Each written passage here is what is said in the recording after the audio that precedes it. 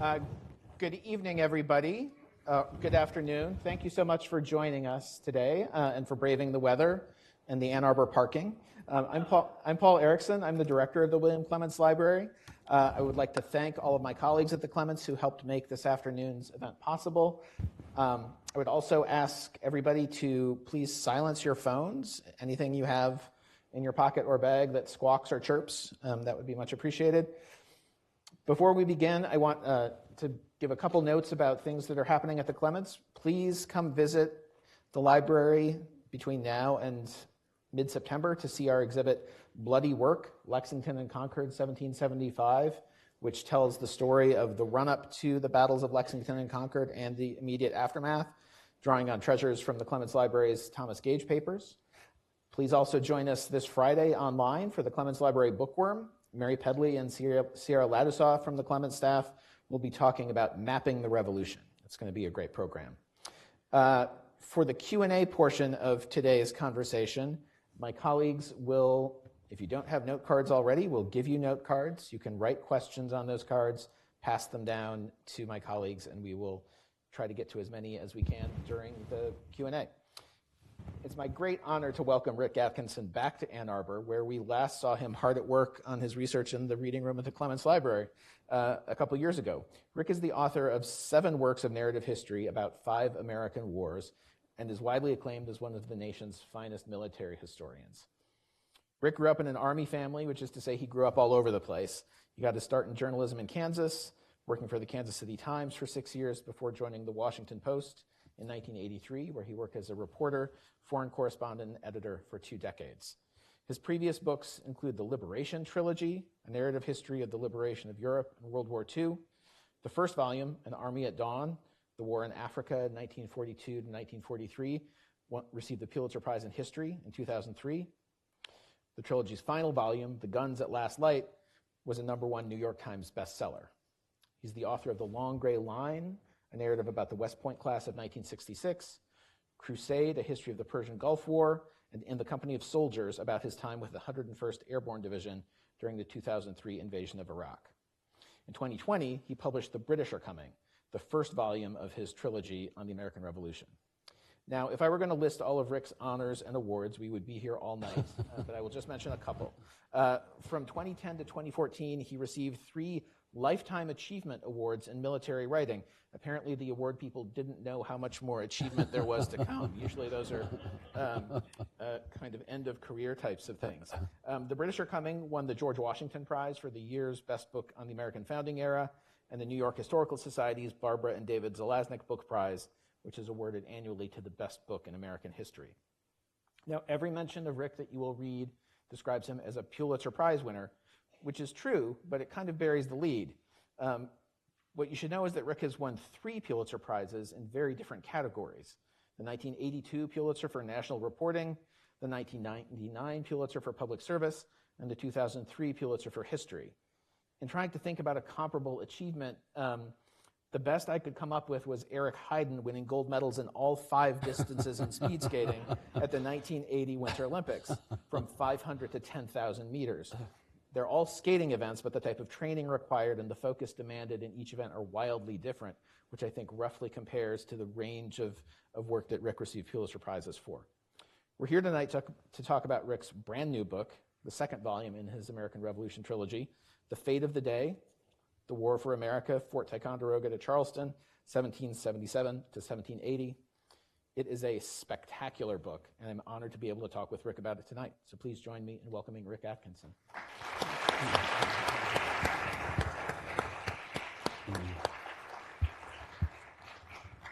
Thank you, Paul. Thanks for being here tonight, and thank you for running that spectacular museum that you've got. And by the way, I don't know how to skate. Oh, okay. Well, it was a rough comparison. Yeah. So to start at the beginning, any writer, when they select a project, whether it's a book about a person or a particular period in time, is making a decision about what their life is going to be like for a certain period of years. Most writers don't wind up in the position of someone like Robert Caro, who's essentially been married to Lyndon Baines Johnson for the last 50 years, but still, it's a time commitment. All of your books before The British Are Coming dealt with 20th century conflicts, and several of them addressed topics where you could personally talk to the people who were involved in the events you're writing about. The trilogy you're working on now is a very different sort of project. So what led you to decide to spend a dozen years of your life in the late 18th century? Yeah, a dozen years if I'm lucky. It's a dozen years so far.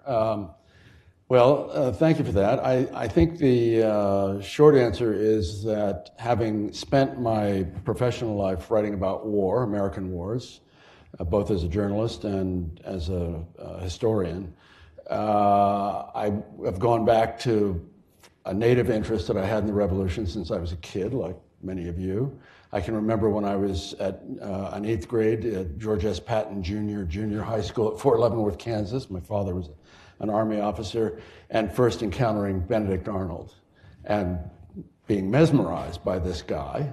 He's the finest tactical officer on either side the first couple of years of the war, and obviously he's got issues later in the war.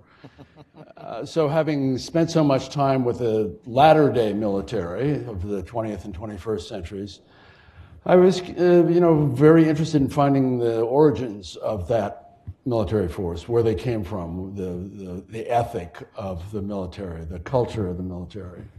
And of course, it's part and parcel of the ethic, the culture of the country. So, the obvious thing when I finished writing about the war in the Mediterranean, Europe, would have been to pivot to the Pacific and do for that theater what I'd done for the Mediterranean and the European theaters. I didn't have the heart for it, for one thing. 15 years was enough. I'm a Europeanist, born in Germany, lived in Berlin. I wasn't mesmerized by the Pacific the way I was by Europe. So this seemed, I kept thinking Jack London's advice that a writer ought not wait for inspiration, he ought to light out after it with a club. I lit out after it with a club, and this is what I found. Okay, great. So the book begins in France, and the first person on stage is Marie Antoinette. 7 of the book's 26 chapters take place outside of North America, either in France or in England, or on the seas around them, which underscores wonderfully how the American Revolution was part of what was really a global war. At times you gesture towards other dimensions of the conflict, whether in South America or India or West Africa, and maybe you kind of just answered this question, but how did you draw the line between what parts of the conflict to describe and what parts to leave to the side? And that's always a part of the narrative art, is deciding what to leave out and what to leave in. Yes, we open in Versailles. We don't open in New Jersey. And that's in part to draw in the wonderful characters of Marie Antoinette, known around the French court as Madame Deficit, and the more important character of Louis XVI, because the game for the Americans at this point, in the spring of 1777, is to convince a Catholic absolute monarch that it's in his best interest to throw in his lot with Protestant wannabe Republicans who are bent on armed rebellion against their lawful monarch. And the guy doing that heavy lift diplomatically, of course, is Benjamin Franklin. He's arrived in Paris in December of 1776, and as our first, and as it turns out, our greatest diplomat. I think it's important for the reader to understand right away that this is critical for the American cause, that we've come to the point where we need more than just clandestine French assistance, gunpowder smuggled into America, that sort of thing. We need them to really come in full bore, both feet. And that's what we open with Louis and Marie Antoinette at the court, and then we see Franklin working on this puzzle. And at the same time, by chance, there's a 19-year-old spindly redhead, one of the richest boys in France, named Gilbert du Motier. You know him better as the Marquis de Lafayette. And he's getting ready to sail to America, despite the fact that the king, Louis XVI, has told him not to.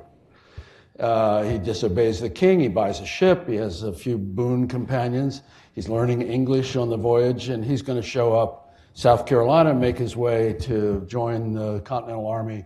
Washington's army at this point is on the little Neshaminy Creek, just north of Philadelphia, and so we get him on the stage too. So, the curtain goes up. and the opera begins. And it seemed to me that that's a good place to begin it. And then I come back, as you point out, I come back to France. We spend a lot of time in Britain. I'm mesmerized by George III and what the British think they're doing, waging war for 8 years against their own people across 3,000 miles of open ocean in the age of sail. And this, I think, also is true to the history. It becomes, as you say, it goes from being kind of a brush fire war on the edge of the British Empire to a global conflagration fought on 4 continents, the 7 seas, and it's profoundly important. It's existential, not just for us, the Americans, but for the British. In this book, in 1779, a very large Franco-Spanish armada shows up off the south coast of England, intent on invading Portsmouth and perhaps going on to London. So it's the war has spun out in ways that no one initially could have anticipated, which is what wars tend to do. Yeah. So much of the action that takes place in the book occurs in this atmosphere of expectant uncertainty about what France is going to do. Everybody's constantly scanning the horizon for sails of a ship that's going to bring news from France.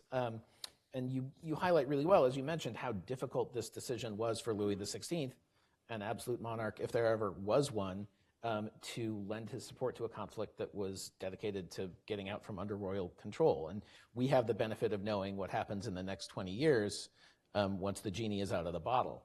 Can you talk a bit more about how that decision in France got made and how it happened differently in Spain, where the king seems to have been much more resistant for just the reasons that you described? Yeah.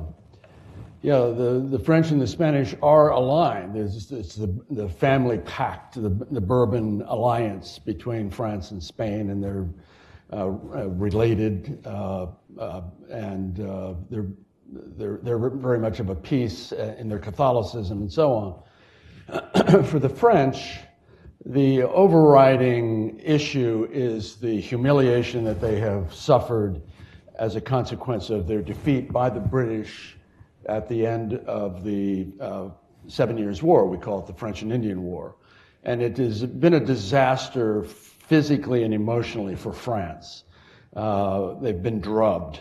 And for Britain, it's the creation of the first British Empire. They have, as a consequence of the treaty that's signed in 1763, they have Canada. They have a 500 million fertile acres west of the Appalachians in America. They add to their rich sugar island collection. They've got pieces of India. Conversely, France is humiliated. They've lost territory. They've lost the self-esteem, and they no longer feel that they have the preeminent role as the foremost power on the continent of Europe. This is what Franklin is working on. He is trying to persuade Louis and Vergennes, who's the French foreign minister, and the rest of the French court, that the best way to stick it to the British and to reclaim the eminence that France has had is to embrace the American cause and bleed the British that way. It's a pretty good strategy, as it turns out, and it works. It's going to take a while, and it's not until really the battles at Saratoga in September and October 1777 when the British lose an entire army. 8,000 men have invaded America from Canada down Lake Champlain into the Hudson Valley, and it doesn't go according to plan. And 8,000 men are going to be killed or captured. And this persuades the French ultimately, along with other things. The Battle of Germantown, for example, really catches their attention, even though it's an American defeat. This persuades them that we've got the wherewithal to make it happen and to provide the French with the kind of strategic opportunity that they're looking for. For Spain, it's different, and they never embrace the idea that they're actually American allies. King Charles III,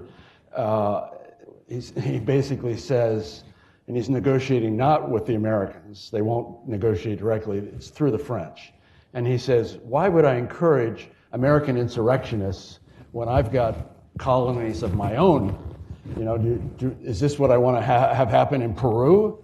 And so he will come on to a year later after the French jump in. The Spanish will join the fray, but it's as French allies rather than directly allied with Americans. And so this is very formidable. This is exactly what Franklin and the Second Continental Congress and Washington and everybody are looking for, this big, robust alliance on our side. Well, it doesn't work out quite as they expect, certainly not on the timetable they hope for, but it's definitely a pivot point in the revolution. So on the British side, the thing that they're always hoping for, the way that Americans are hoping for support from France, is support from the loyalists in the colonies. Yeah. And it's something that almost everybody, from King George to Lord Germain to Howe and Clinton, are completely wrong about. Why were they so wildly wrong about the breadth and depth of loyalist support in the colonies when their intelligence sources were so right about so many other things? And they had this phenomenal intelligence network. How did they get this so wrong? Yes, the British war effort is predicated on several strategic misconceptions, and that's certainly one of them. George III and his government and majorities in both houses of Parliament, the House of Lords and the House of Commons, believe that there is a large silent majority among 2 million white Americans. There are 2.5 million people in America when the war begins. 500,000 of them are enslaved blacks. But they believe that a majority of 2 million white Americans actually are loyalists, that they are loyal to the crown, and that all they need is a little encouragement to basically assist the Royal Navy and the British Army in crushing a rebellion. This is wrong, and it's a pretty significant mistake. Modern scholarship shows that maybe 20% of those 2 million white Americans are committed to the crown, and that is never enough to tip the scales. The loyalists lack national leaders. They lack the propaganda brilliance of the rebels. They're wrong about it, I think, Paul, because it's hard to get your arms around what today the modern military calls the human terrain of the American colonies. Loyalism is a variable concept. You might be loyal one day if you've got the British Army in your backyard and they leave, and now you're not so loyal anymore, particularly after militiamen show up and they're the Taliban.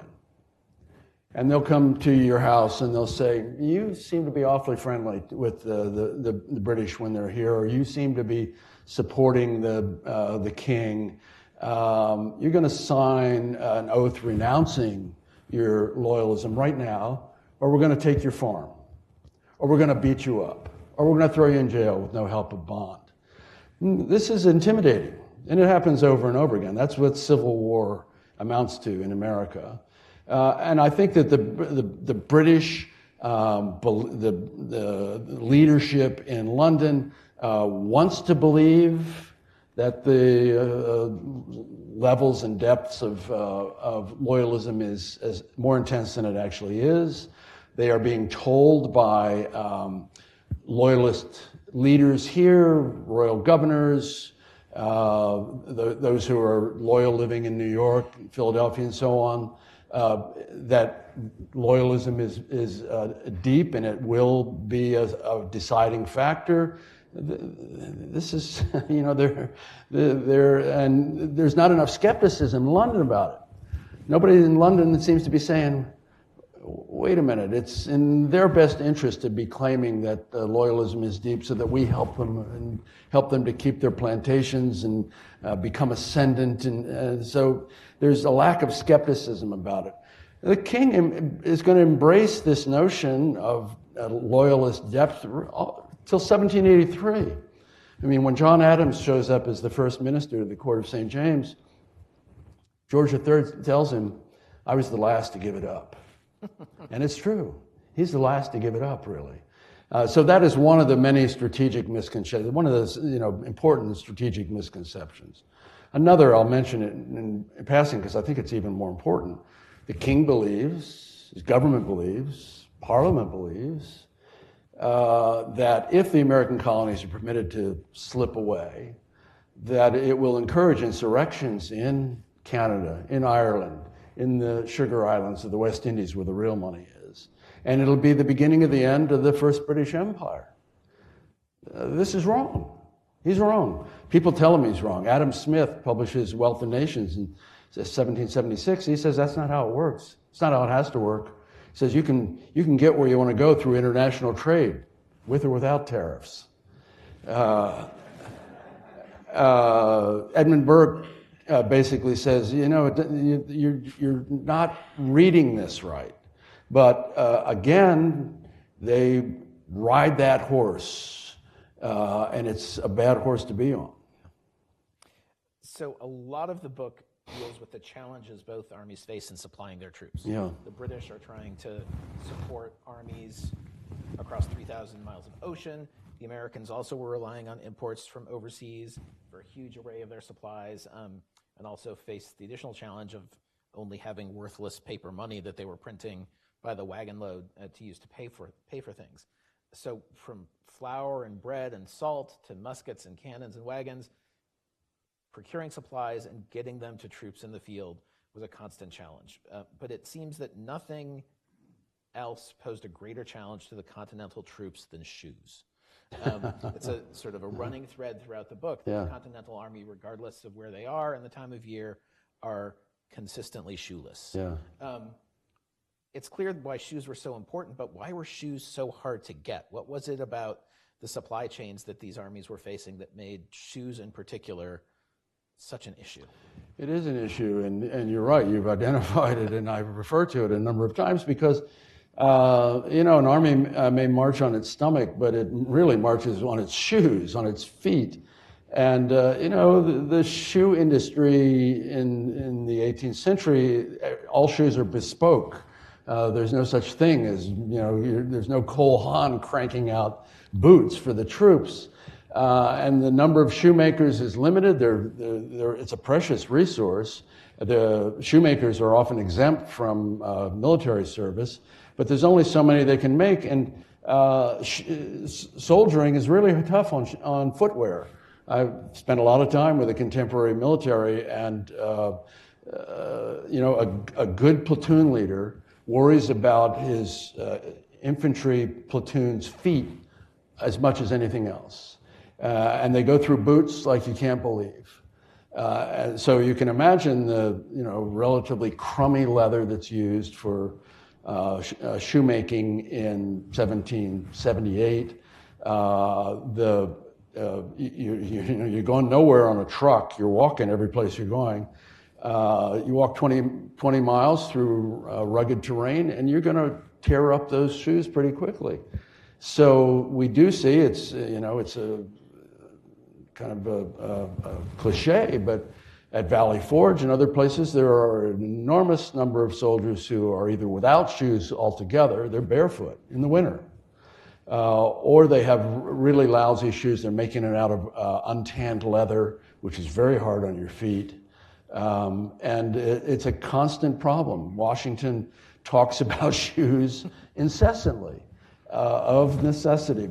For one thing, he is a devil for details. He has to be into the nitty-gritty of virtually every aspect of the Continental Army, and that includes shoes.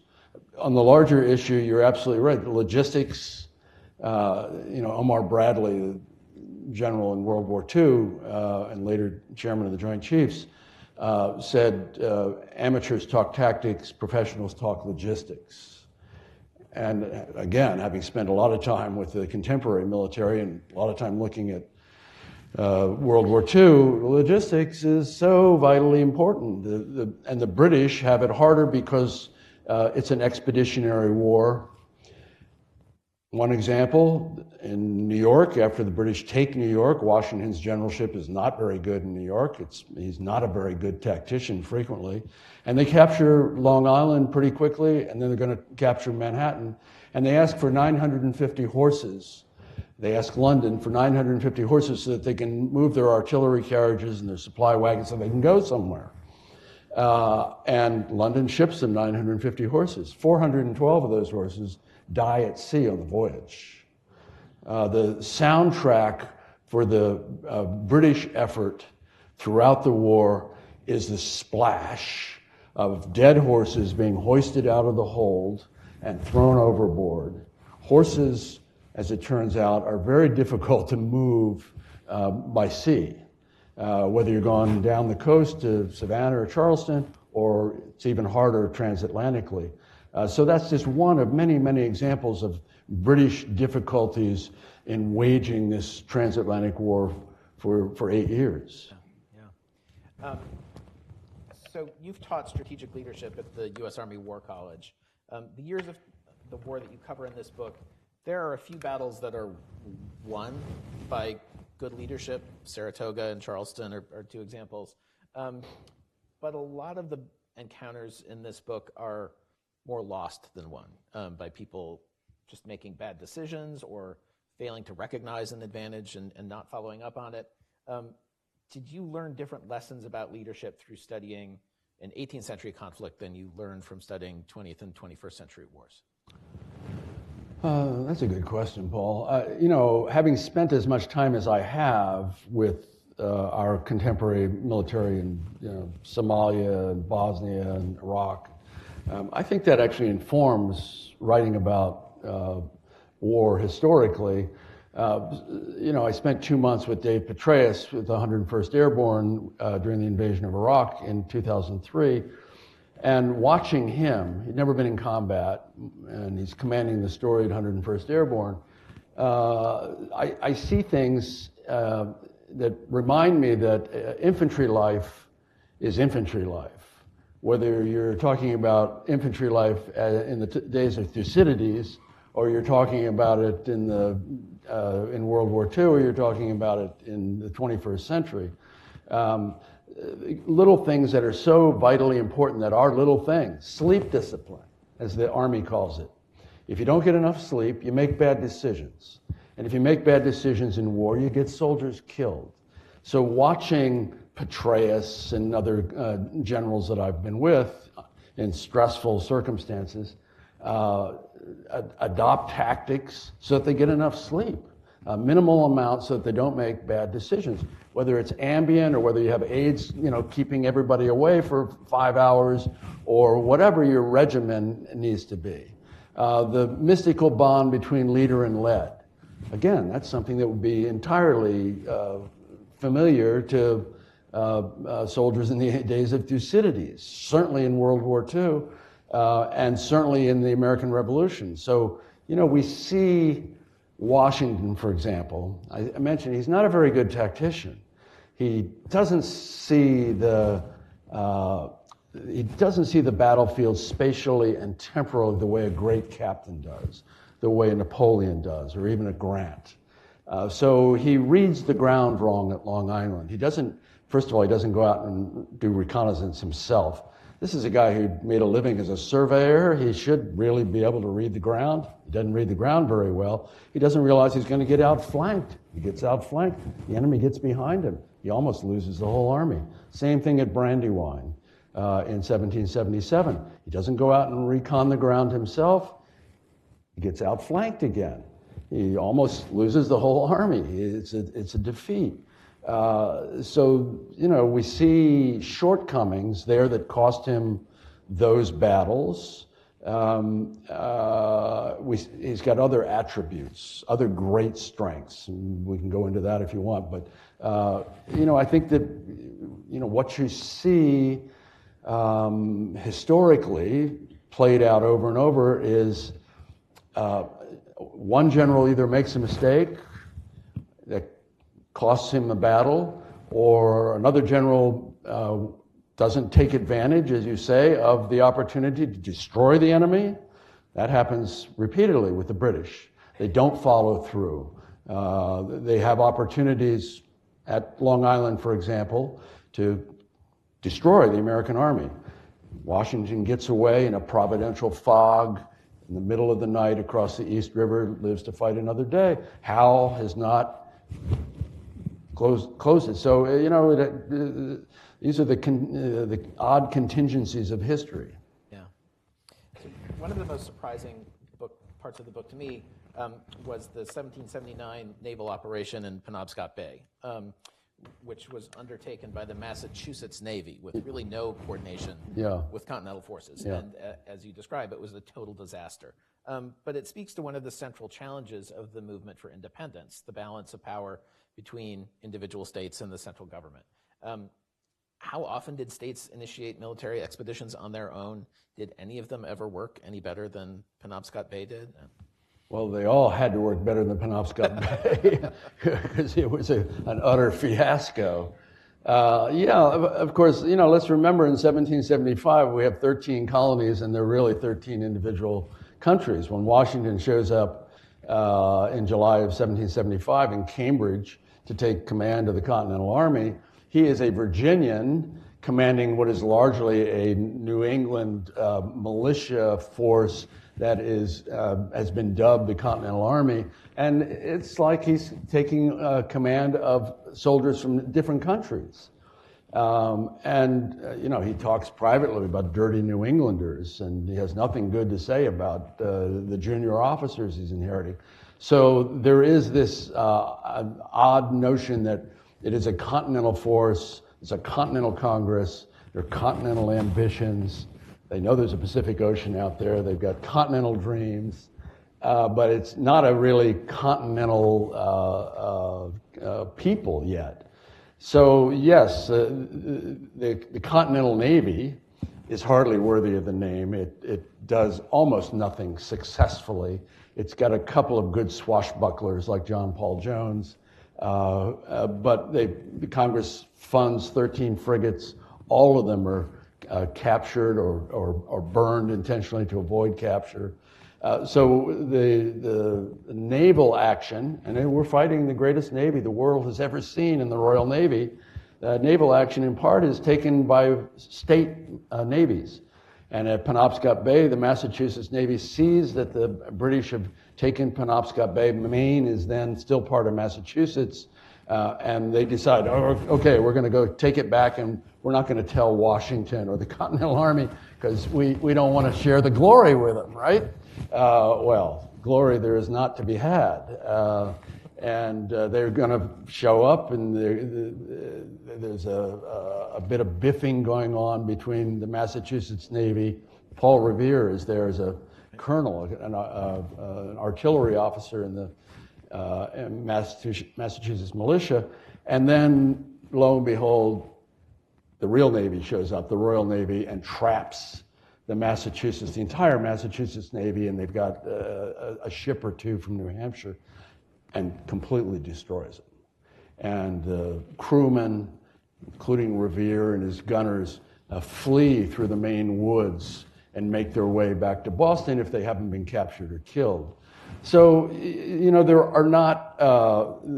are militia efforts we see more successfully in Charleston, in the Royal Navy, with General Clinton, whose papers are beautifully preserved in your library, sailed to Charleston in 1776 because it's not clear why. This is part of the problem. It's strategically incoherent. But maybe to capture Charleston or to just kick the South Carolinians around a bit. But at the Battle of Sullivan's Island, it's basically South Carolina militia. Now there are Continental forces there, Continental Army forces, and Major General Charles Lee, who's second in command to Washington at this point, is there ostensibly as the leader of, but it's militia. And they fight beautifully, they fight heroically, and they defeat the Royal Navy. The Royal Navy takes a real butt kicking at Sullivan's Island. So you have episodes like that are occasionally successful. For the most part, it's hit and miss. So one other thing that jumped out to me in the book is the question of age. So many prominent characters in the book and people who we know as real leaders in the revolutionary period are so incredibly young. Lafayette's 19 or 20 when he decides he's going to buy a ship and come join the revolution. Alexander Hamilton is in his early 20s when he's Washington's chief aide. And even older officers, particularly on the British side, you talk about when they first saw combat, and many of them fought in the Battle of Culloden in 1746 when they were 15, 16 years old. What did the early exposure to the incredibly brutal violence of 18th century war, which you also describe really graphically in the book, do to these people? Like, how did it shape them as men? And is that exposure to that level of violence part of what made them successful military leaders? That's a great question. Yes, they tend to be young, partly because people didn't live very long, as a rule. Franklin, unusual, living into his 80s, right? He's ancient.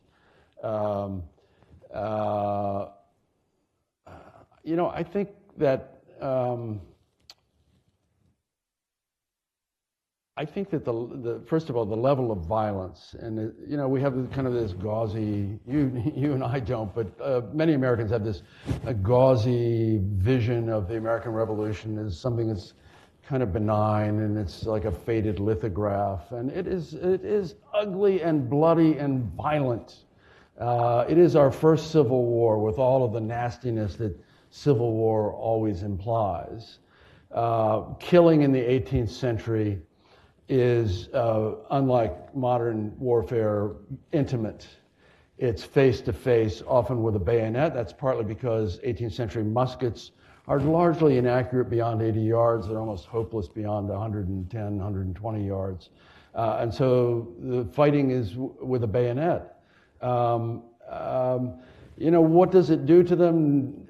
I suspect, as in every war, there are episodes of PTSD that people are affected by trauma. That is not a modern, shell shock in World War I, or the equivalent in World War II, or what we now know as PTSD in more modern wars, occurred then. There's no doubt about it. Does it affect the way that those who survive and go on to lead normal lives afterward, peaceable lives afterward? I don't know. I suspect that it hardens Washington somehow, and that others. You see in Nathaniel Greene, for example. Nathaniel Greene, lapsed Quaker anchor smith from Rhode Island. Washington has a great eye for subordinate talent. So one of those young guys you talk about, 25-year-old overweight Boston bookseller named Henry Knox, Washington sees him in Cambridge when that army is first coming together and somehow intuits this guy's going to be the father of American artillery. And he does the same thing with Nathaniel Greene, who shows up, he's in his mid-30s, and Washington somehow recognizes that this guy's got something. Among other things, he's got a big brain organized for executive action, as Washington does, willing to make decisions, willing to take responsibility. When things are darkest at Valley Forge and the army is coming apart at the seams and the logistics of the army is completely collapsing, Washington turns to Greene and says, I need you to be my quartermaster general. And Greene says, I don't want to. Nobody in history has ever heard of a quartermaster general, quote unquote. And Washington says, you gotta, I need you to do this. And Greene does it, he does it brilliantly for a couple of years. And then he's back in field command, and for the last couple of years of the war, he's the senior commander in the South, and the war is largely fought in the South. And I think I see in Greene a hardening in him that, again, would be recognizable in anybody who's been in a lot of combat. You have to harden your heart. He says at one point, I harden my heart against those. He's confiscating grain and fodder and so on while he's quartermaster general. And he writes to Washington and says, I harden my heart. And I think I see his heart hardening. And you don't ever quite lose that after the war. So I have one final question, and then we'll turn to questions from the audience. So the The last chapter of the book deals with the Gordon riots in London in June of 1780, a hugely destructive wave of civil unrest inspired by loosening of restrictions on Roman Catholics in England. You point out that in that violence, the Lord Chief Justice's house is burned, along with his library of rare books.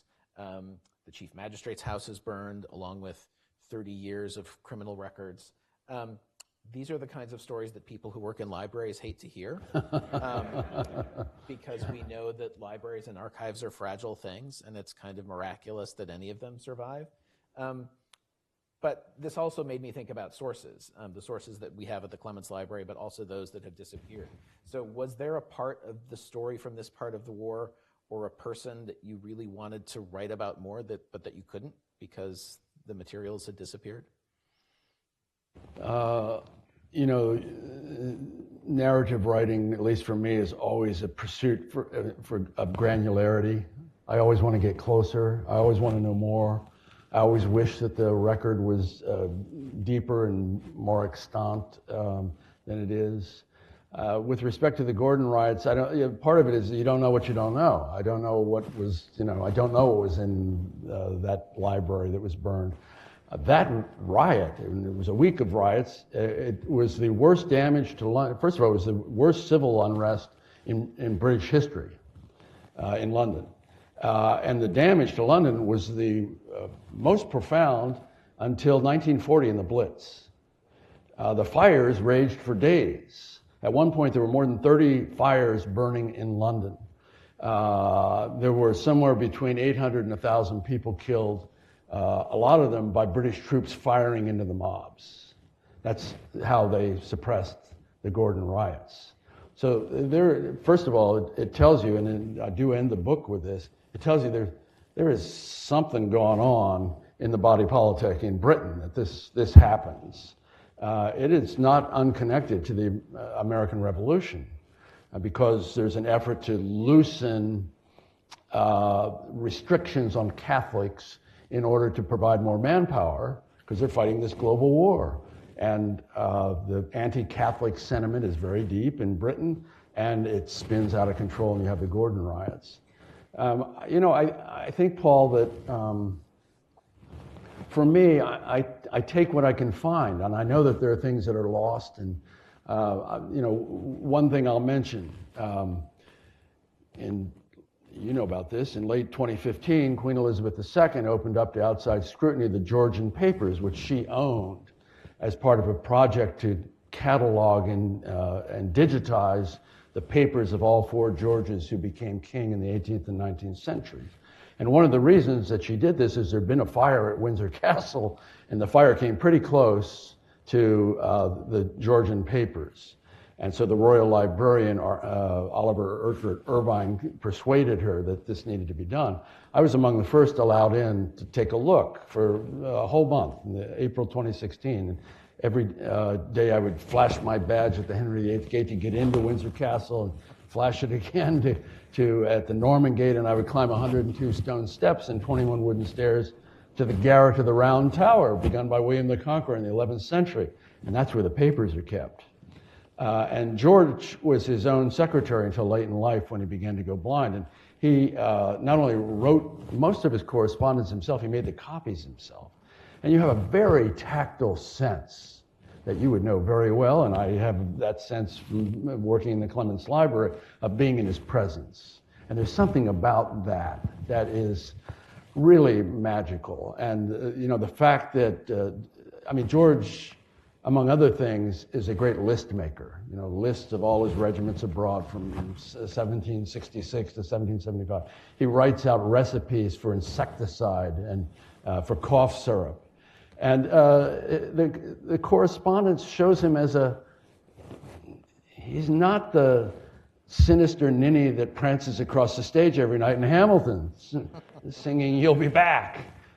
He's not the royal brute that Thomas Paine calls him in Common Sense, published in January 1776. He's not the tyrant that Jefferson calls him in the Declaration of Independence. He's a constitutional monarch, a patriot king, a child of the Enlightenment who's deeply committed to the arts and the sciences. He's a good father. Queen Charlotte, this drab, obscure German princess, bears 15 children. You can see in his correspondence he's a caring father.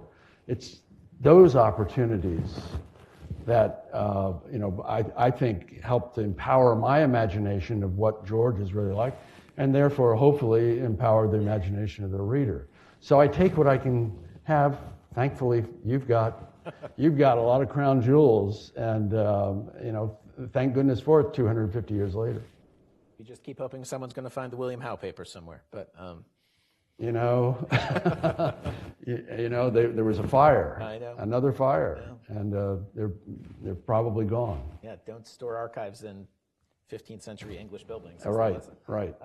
So I already have one question from the audience. If you have other questions ready, please pass them down the aisles to my colleagues. So the question is, how long did you work on this book? But I think the question is really sort of, how long did you work on all three? And did you go into it thinking there were going to be 3 books? I did. Having written one trilogy that took me 15 years about the American role in the liberation of Europe in World War II, the last thing I wanted to do was another damn trilogy.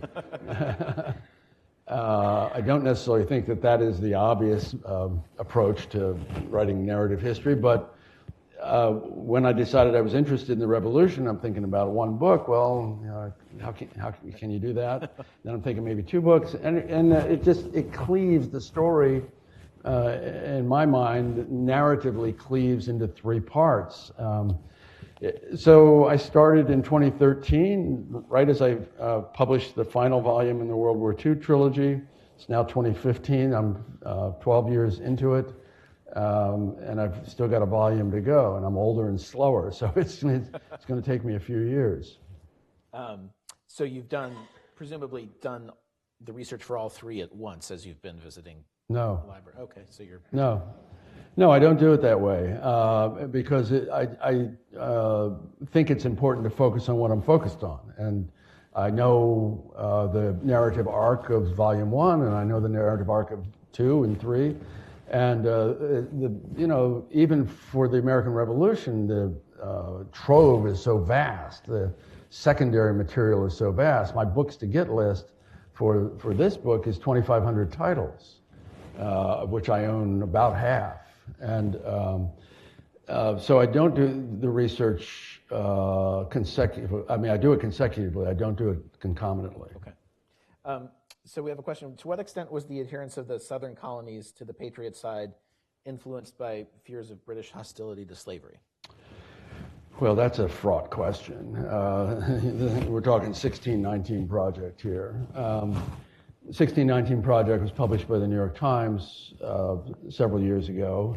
And there's some very good scholarship in it, and I applaud the focus of it. 1619 is when the first Africans were brought here as part of the vast enslavement that would occur over the next 4 centuries.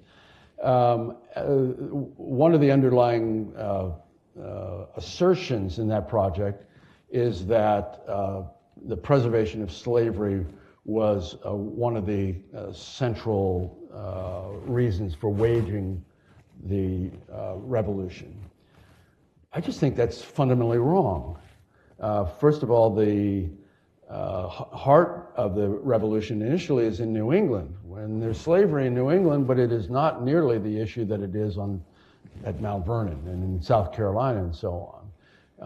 Those rebels are not rebelling to preserve slavery. They're rebelling for other reasons. There is, slavery is a very difficult question for both sides in the war. The royal governor of Virginia, his name is Dunmore, early in the war offers to free any slave who will run away from a rebel plantation or a rebel master and come and join his Ethiopian regiment, as he calls it, and fight on behalf of the crown. If you run away from a loyalist, the deal doesn't apply. and the deal doesn't apply to Dunmore's own 40 slaves. Well, nothing in the war enrages Washington more than this when he hears about it. And he's got a lot of company there, particularly in the plantocracy, the South. But they're not, Britain is the preeminent slave trading power in the world. Now they're getting rid of it faster than we do. There's no question about that. But as many ships go out of Liverpool in the slave trade as virtually any other place on Earth. So British hands are not clean by any means when it comes to slavery. And I just don't believe that the underlying reason for waging war against Britain is to preserve slavery, thinking that the British are going to abolish slavery. There's not really any evidence that the Brits are going to do that, except on these tactical occasions when they encourage slaves for economic reasons, not for humanitarian reasons, because they want to weaken the economy, particularly of the southern states. So you talked a bit about some of Washington's weaknesses. What were his strengths? What kept people following him, and what kept the Continental Congress sort of on his side throughout the course of the war? Yeah, that's a great question, and I had the privilege of living metaphorically with Dwight Eisenhower for 15 years, and I've got a similar relationship with Washington now. And as I increasingly admired Eisenhower through my proximity to him, I feel the same way about Washington, because I think I know him pretty well as a general and as a man. His strengths are many. First of all, he looks the part. He has command presence. He's almost 6'3" at a time when the average male is 5'7". He looks fantastic on a horse. Jefferson calls him the greatest horseman of his age. This command presence is important in warfare. The ability to command a room, to engage your subordinates, to instill confidence in them with a feeling that you're physically in command. He seems almost never to catch cold for 8 years. This is a time and an age when smallpox, the king of terrors, dysentery, typhus, the great killer of armies over the centuries, obliterates regiments. Washington is robust and healthy for the most part throughout the war. This is really important. This is an attribute. He has the attribute that Napoleon most cherishes in his generals: luck. Luck. It's important in life. It's really important in war. So bullets that barely miss, those providential fogs that come up on the East River. Over and over again, we see luck. He's got resilience. He rises to fight again after being drubbed. There's no question that he's heartsick at times.